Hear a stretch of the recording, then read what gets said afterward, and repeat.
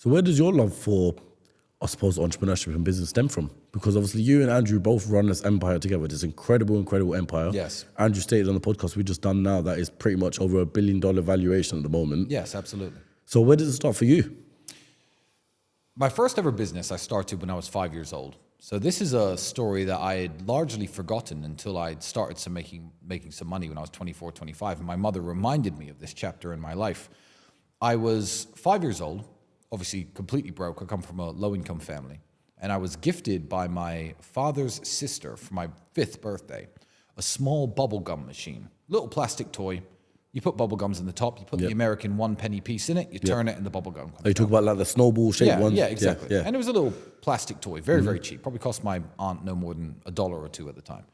And I realized very quickly that because the machine was not obviously very well made or properly engineered, the American 1-cent coin and the American 10-cent coin of roughly the same size pushed the mechanism down and made the gumball machine work. So I would walk around outside. I lived in this broke neighborhood, a bunch of really tiny houses and apartments cramped together. And all the local kids would come out and play. And I used to say to them, listen, look, if you want some bubble gum like me, this is the best bubble gum ever. Just go and get your mother's 10-cent coins from their purse, and then you can have the bubble gum. That's how the machine works. This is America at the time, right? This was America. So even at that age, a lot of the other kids didn't understand how much money was worth. They didn't understand the difference between the coins, and they were giving me these 10-cent coins. I used to stack them up and pile them up. And it was during this time I learned my first ever lesson in sales, because a kid came to me. Justin was his name. He had a twin brother. Shout out to Justin and Jeremy from Goshen, Indiana, if you are anywhere in this world.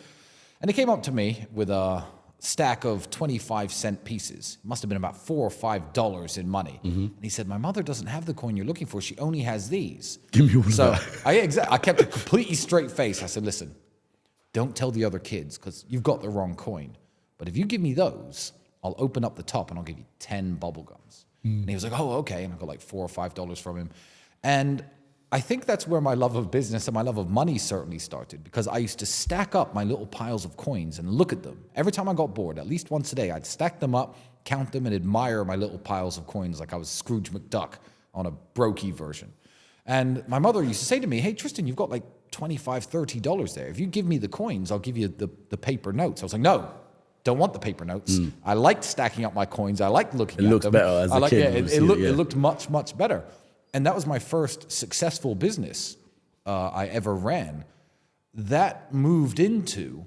Just a quick one on that. At 5 years old, did you understand that these coins that you were having, did you understand there was obviously money? Did you understand the value of it? Yes, I understood. And I also knew that I could buy a bag this big of new bubble gums to refill the machine for just $1 at the dollar store. So that's 10 of those coins. So I had my profit and loss all worked out. I was ready. I was prepared. I knew the value of all these coins. A lot of the other kids didn't. And I don't know why I did it. I don't know why I was walking around the neighborhood with the bubblegum machine trying to hustle money out of the other kids. I do not know, because that wasn't very, let's say, ethical, I guess, because the other kids didn't know the value of money. But I was 5. What did I know? What did I care? You know, I was making a bunch of money. I think I bought myself a new bike from just that one bubblegum toy. So, you know, it was a very poor tool, so to speak, to start a business with. But at my age, it worked very well. And I guess make do with what you got. Yeah, and that was my first successful business. I guess I could continue until my second ever successful